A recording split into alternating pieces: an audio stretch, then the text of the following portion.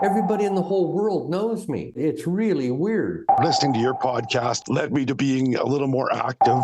Make mistakes. That's the way you're going to learn, or hopefully learn. It's Reefer Madness, the podcast with Trevor and Kirk. Kirk, we're back.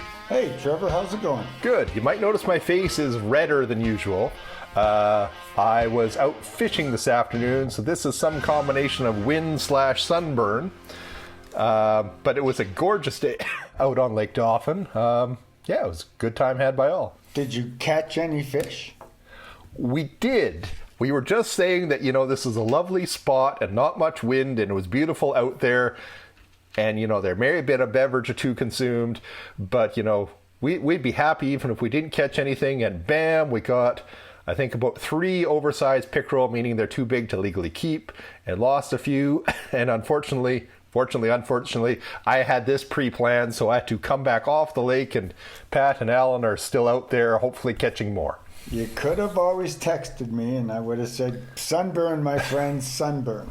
Yeah, well, anyway, so ice fishing, one of the things we do way up here in Canada, and we're going to chat with another Canadian, Akeem Gardner, and one of the things we're sort of...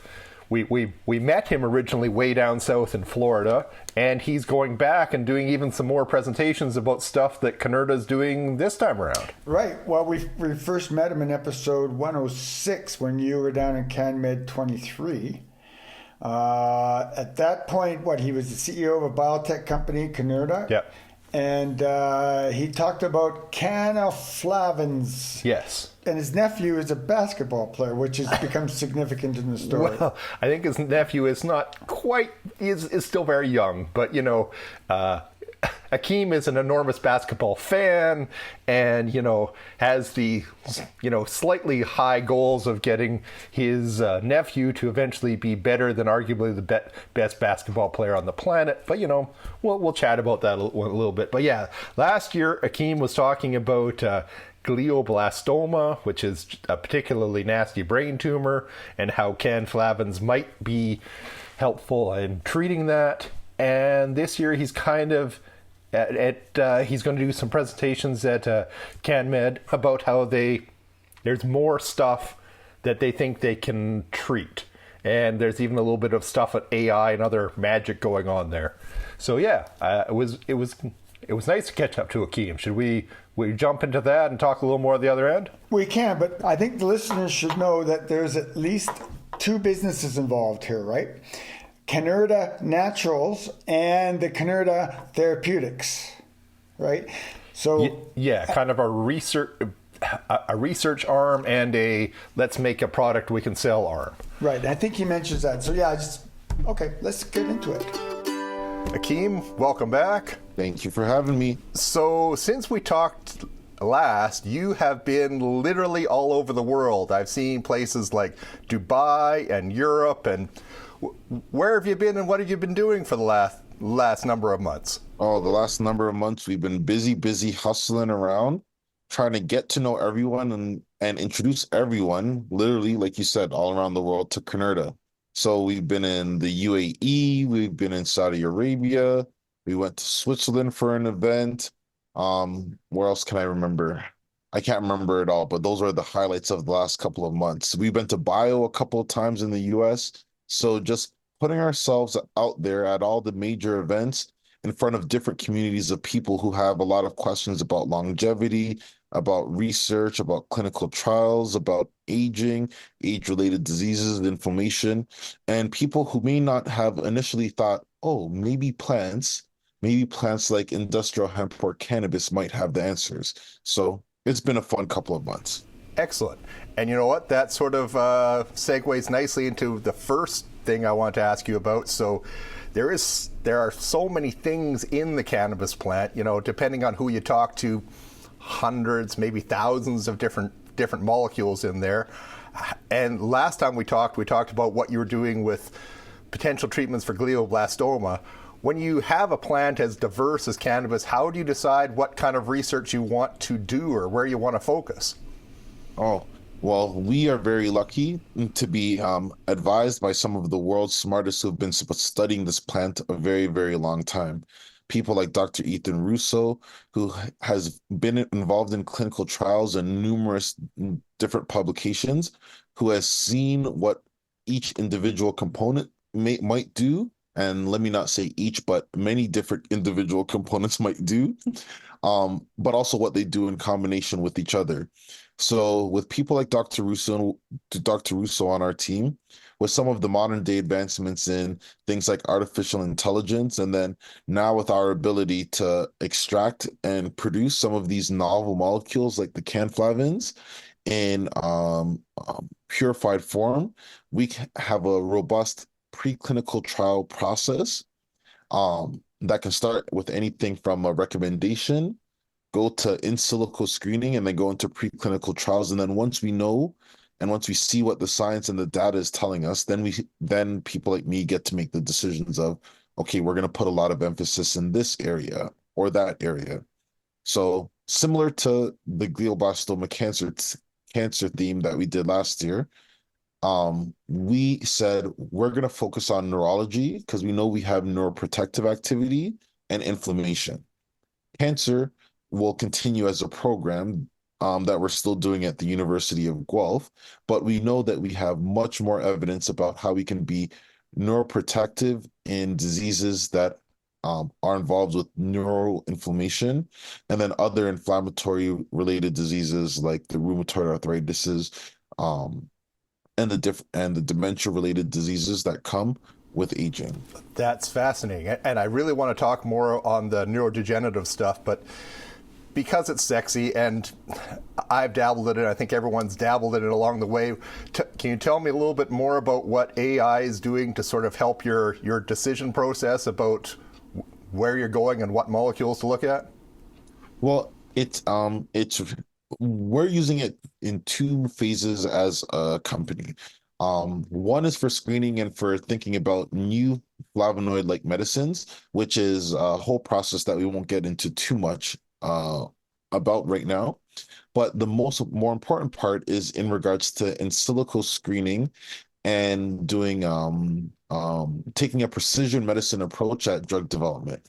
So one of the things that we're working on doing, we might be able to present some of this at CannMed this year, if our experiment finishes and our data comes back, but we'll definitely present it at the end of the year. When we do preclinical trials in mice or zebrafish or any different type of study, what you have the ability is you have the ability to extract the RNA and send it for gene sequencing, right? And there you get a lot of different data back about what's been upregulated or what's been downregulated in the tissue of the subject that you were looking to treat in that trial. And then what we have the ability to do is use that with different models to cross-reference our data and what happened in that. In our case, in our neurodegenerative study, we're doing it in zebrafish, what happened in the zebrafish versus what we're finding in different, in our case, ALS subjects in human databases that are out there in the real world. Because a lot of the different groups, like the ALS TDI Foundation or Answer ALS Foundation, or so on and so forth, they have all this data put together in a database that they give to the public, to companies like ours, or to research students or whatnot, to say, hey, look and see what you can find. What correlations might there be between what you're looking to do and a novel therapeutic or a novel drug or so on and so forth. So we have a couple of bioinformaticians on our team that have allowed us to start to take that approach in regards to when we have an idea about a new molecule, known molecule, or a new formulation based on what we're seeing in our early studies, whether it be in vitro in cells or in vivo in animal. What might that actually turn out to be in human studies? And that allows us to just make more educated guesses as we go down the path of drug development. That's fascinating. Okay, so neurodegenerative diseases. So top of my head, we've got like Parkinson's and dementia, and you mentioned ALS. But we'll back it up a little bit. You think, not just you think, the scientific community thinks there a lot to do with inflammation in the brain. So is that sort of what you think some of the cannflavins and other molecules you're looking at will affect, or how do you think these treatments might work? Well, yes, and yes, maybe, and yes, right? So Fair the enough. thing about the human body and about neurodegeneration and different diseases like Parkinson's and ALS, even Alzheimer's, is that they're very, very complex. And even in the modern day literature, we don't really know what's causing them. So the challenge is that to be able to treat or help manage some of the symptoms from all these diseases, to be able to extend lifespan, you sort of have to use this cocktail approach of giving the patient many different things that do many different things to treat everything that might be going on all at once, right? So, in regards to things like ALS, for example, there's 4 approved treatments in the US right now. It might roll back to 3 because there was some news this morning about a failed phase 3 trial. We could talk about that later. But the practitioners, what they actually do when they see their patients, because ALS is 2 to 5 years post the diagnosis to mortality, sometimes even faster, they just give the patient, put them on all 3 of them, right? Because they don't know what specifically is wrong with the patient. They don't know what's leading to the neurodegeneration, right? There is chronic inflammation involved and inflammation of the spinal cord and the CNS, I should say, in that disease, but that might not be the only thing. So for us, we're very fortunate to be working in the cannabis plants from the beginning of time. Many people in ancient civilization has known that this plant has neuroprotective properties. Like Emperor Shen said in 2700 BCE, that the seed is sweet, it will make one fat, strong, but you'll never go senile, right? Later in the ninth century, Kirk's going to love that quote. people love, and this is why it's cannabis is so important, because we've known from the beginning of time, right? Like later when I went to the UAE and when I went to Riyadh, I was like, do you guys know who Al-Kindi is? He's one of the famous medicine men from Syria. In the 9th century, he said hashish, it eases the muscles of the limbs and what flows. So it helps you with your spasticity. It helps reduce the seizures that may come from epilepsy, so on and so forth. And in more modern times, we know this to be the case. We've seen what companies like GW Pharma has done. We've seen the effects of how companies like Charlotte's Web has been able to impact people all over the world, right? So I'm very excited that what we have the ability to do is use a lifetime, human history worth of information about the safety and the efficacy of this plant on different neurodegenerative diseases, and then specifically put together a cocktail mixture based on what we know each of the individual cannabinoids, terpenes, polyphenols, and anything else that are in the plant. We can put it together specifically, standardize it to be able to put together a formulation that we believe will help people with ALS that are dealing with their symptoms, improve their quality of life, and might even provide the neuroprotection provided to be disease modifying as well.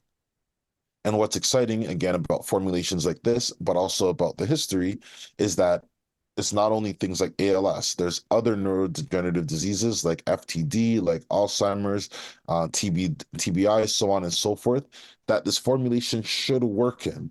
So at CannMed this year, I'll give a talk and I'll share a little bit about where we've come from, where the literature begins, and what we know today.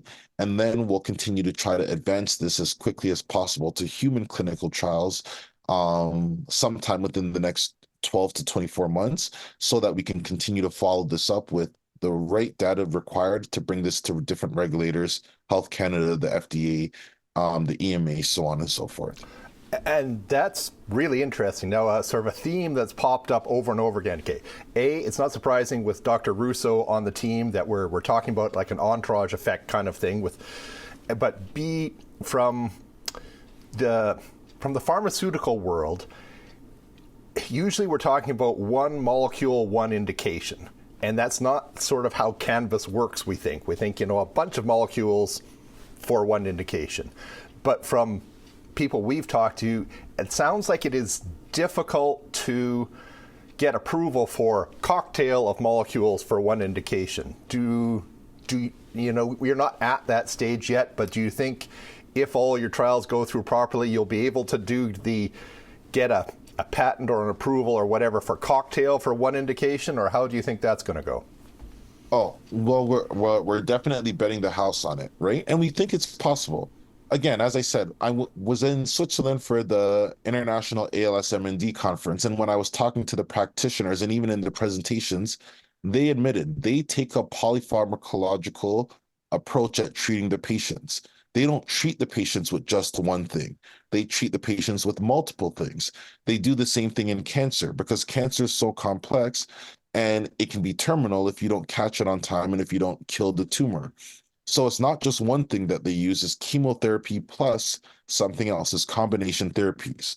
So whereas in the former regime of healthcare medicine and how we used to think about things, it might be like, what's the one thing that we can prove that this one medicine does, and then go after it and show it very clearly in a clinical trial. When it comes to the overall benefit of the patient and for actually giving them the best chance that it is to succeed, you need to use multiple things. The world doesn't just work. Everything's not 1 + 1 = 2. So, albeit a little bit confusing in regards to when you think about the concept of putting many things into one thing to get that one thing to do many things, right? It's really what people are doing right now in practice anyways. The challenge is can you standardize that one thing so that more often than not, and I'll even say more often than not, because that's like 50%, can 80, 90 to 95% of the time that one thing do those many things the same, right? And that's the challenge. We think we know how to do it. There is precedent of it being done from other companies around the world in regards to botanical drugs and even cannabis. We just have to follow the steps and the roadmap that they've already laid out for us. No, that I like that a lot, and I really hope this entourage of things, botanical ingredients from cannabis really does help, because neurodegenerative diseases, there's lots of them, and unfortunately, as the population ends, things like Alzheimer's, well, all the neurodegenerative diseases are just going to increase as the population ages. So this would be fantastic if it works as well. So anything else that Canurta's been doing lately that we sort of missed on? We've sort of talked a lot about the brain. Any other sort of parts of the body that you guys are looking at? Well, we're starting in the brain because, again, this is what we have the most advanced formulation for and what we have the most data on. But we will come back around to the other inflammatory related diseases, the arthritises, the mucotitises, the dermatitis, so on and so forth, as we continue to go. Those programs might be a little bit earlier, but we have the time to be able to really nail down our formulations and our unique products for each of those, because we have our lead candidate and asset as well. The other thing that I'll say that we're doing, and the thing that I'm probably most excited about, is, albeit we're starting in cannabis because of the opportunity that Canada gave us when they legalized first, but as we know, different indigenous populations of the world have been using plants from all over to heal various ailments and diseases from the beginning of time. So I've been sort of going on this rabbit hole of learning to understand what can different plants do as well that might complement what we know about our molecules in cannabis, but also what might lead us to different molecules that are rare in plants that have been undiscovered, but that might be able to help us suffering from a variety of different things. So this is where we're using AI again for quick screenings, for understandings of what's in plants, to see if we can identify the most ideal formulations for different things based on the literature and the data that's out there today. And I'm very excited that as we continue to grow in our organization, we will have the ability to intake different plants from around the world, to concentrate what's in them, and then work to isolate, purify, do NMR, and get a fuller form of understanding of what nature actually gave us. All around the world since the beginning of time, to help us be the best humans, to help our animals be the healthiest that they can be, and so that we can give back these gifts to the people and animals of the world. That's very cool. Oh, my head's getting hit by sunshine. That really builds on some of Dr. Russo's early work as an ethnobotanist. So that's fantastic that's coming back up. So, now the hard-hitting journalist question. So now that LeBron James has broken 40,000 points, do you still think your nephew has a chance to surpass him? You know what? We got to get to the league at like 17, and then he got to just follow the LeBron James playbook, just like pretty much like what we're doing. You got to pay $1 million for your body every year so you can play like 25 years. If we could do that, who knows? Anything's possible. Exactly. Akeem, I could talk to you for hours, but this is, you're a busy guy and we've only got you for a short time. Is there anything else that I forgot to ask? Anything else you think our listeners need to know about you or Canurta or what's coming up? Nothing at the top of mind. Again, as I said, we'll be at CannMed this year. Really enjoyed that conference. Really enjoyed. I will enjoy being able to sit down, talk to you as well there. So anyone who wants to hear the early of what's going on in 2024 about in cannabis and in botanical medicines should be there. I'm excited for everything that will follow. And as we keep on going, I will make it out to the Prairie provinces soon, so we will be able to connect there as well. Okay? But definitely not in winter. We'll do it in the summer. No, not much nice in the summer. So Kirk, because as usual, you're more diligent about this than I am. The Canurta website, you were impressed. I am. He's got lots of stuff there. That web page is chocked full of research papers, information about the technology they're doing. They're very transparent in what they're doing. One of the things I found very curious, and you'll love this, Trevor, and I'm surprised you didn't find out about it and talk to him about it, but it says, I love the comment, and it says, restoring trust in drug development with blockchain. Yeah. They've got lots of buzzword. I'm not trying to be facetious, but yes, sort of using blockchain technology to kind of make sure you don't fudge stuff. And the other sort of buzzy term that we did bring up in the interview was they're using AI to artificial intelligence to help them weed out what they should be doing research on, because as we've mentioned, as many people, there is probably hundreds, maybe thousands of different stuff in a cannabis plant, and what's worth doing research on. Some of that is probably better figured out by a computer, and the computer says, I've looked through these 500 cannabinoids or cannflavins or terpenes, and here's a half a dozen that I think are worth doing research on. And I'm sure I'm greatly oversimplifying this, sorry Akeem, but having AI sort of present that to some humans and go, here's my top 10, top 6, whatever picks, sounds very interesting. They literally have algorithms on their webpage about how they use technology. It's fascinating. It's very transparent.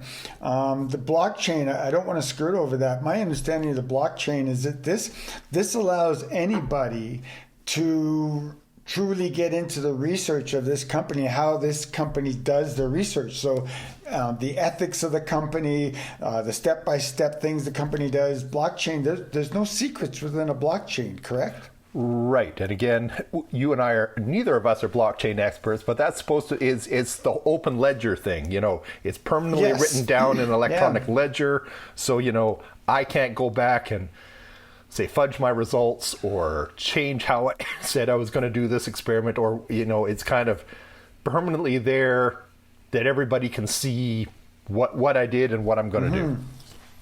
It's a very cool business plan to show your processes so transparently. I found also interesting, one of the reasons why I returned to the webpage, because I did go back to the webpage when we first met him.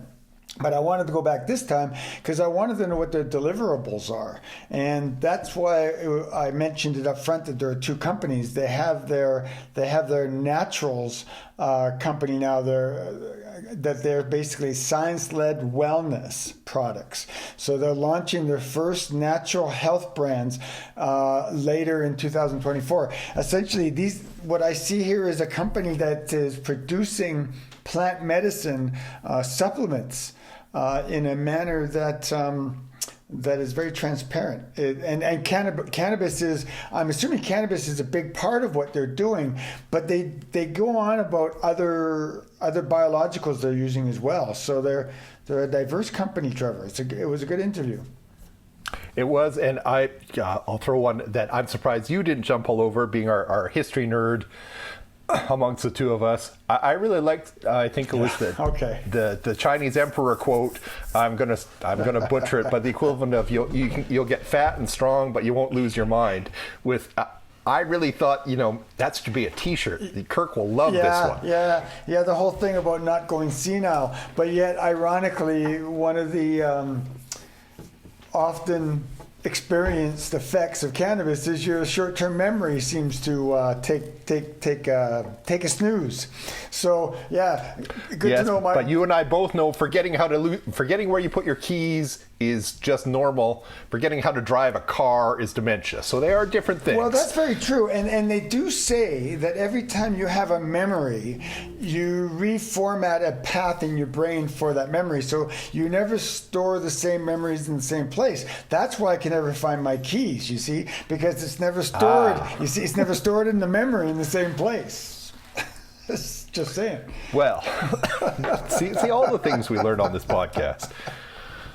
So, Kirk, again, I always enjoy talking with Akeem, and, being a good Canadian boy, we're going to claim him as our own, and we're happy he's out there representing the country, doing the country proud, and honestly, all the areas they are looking at, all the, we'll call them neurodegenerative diseases, they're huge problems for society as a whole, Alzheimer's, Parkinson's, ALS.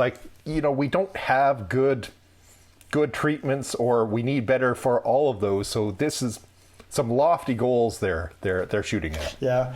One of the notes I made about the episode was basically they're not quite doing the entourage effect, but they're not doing the single molecule thing. So there is a potential for them to link different cannabidials to find the right mixture. I thought that was also very cool. It's almost big pharma on the supplement side.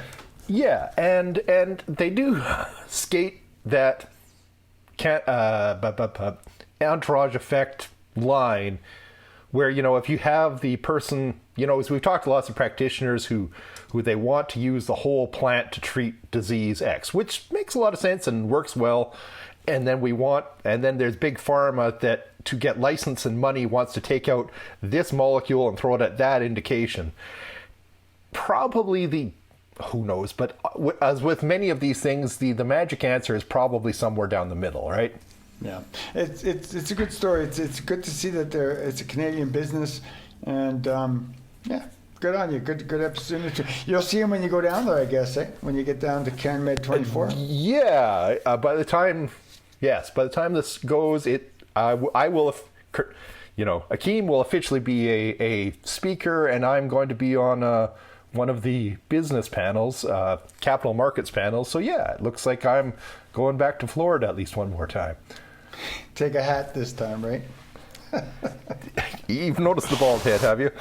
All right, everybody, it was another good one. I'm Trevor Schufeld. I'm the pharmacist. I'm Kirk Nyquist. I'm the registered nurse. And you can find us at Reefer Medness, the podcast, at reefermed.ca. where this episode and all of its links will be posted. All right, another good one. Did you get a song from him? He owes me another. He owes me another email. We'll see, or we can go with what's on your shirt. I would like to go what's on my shirt.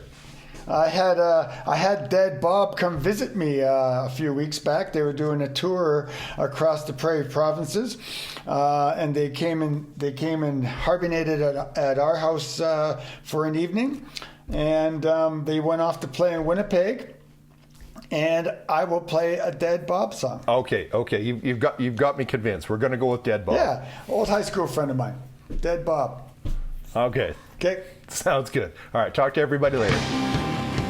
Well, time to blow this joint. Like the show?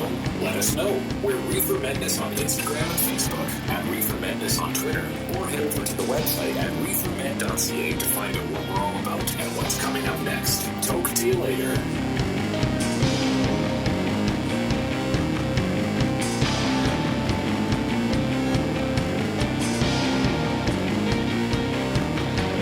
Swing your arms and take a long stride. See the old Iowa sun bathed in white. It's stars white dust hang low in the sky under white stone eyes.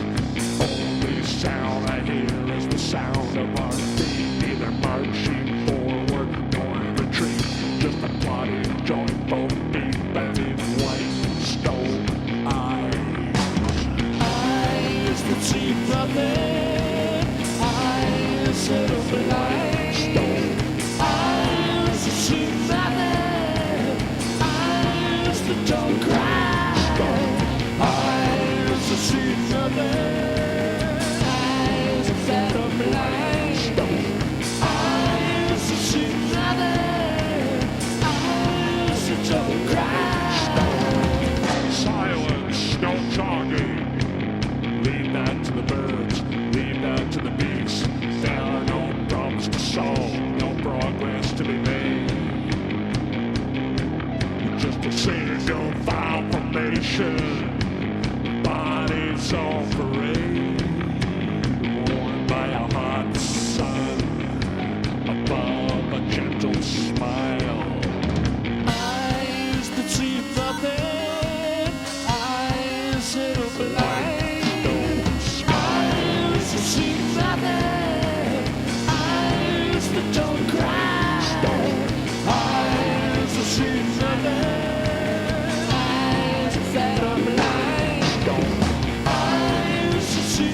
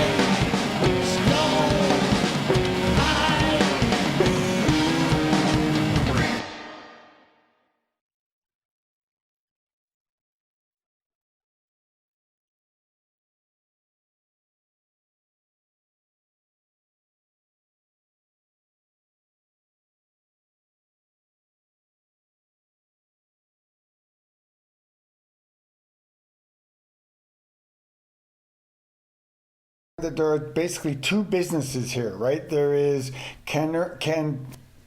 pronounce it for Canurta. Canurta natural. Canurta. Okay, we'll just edit all that out.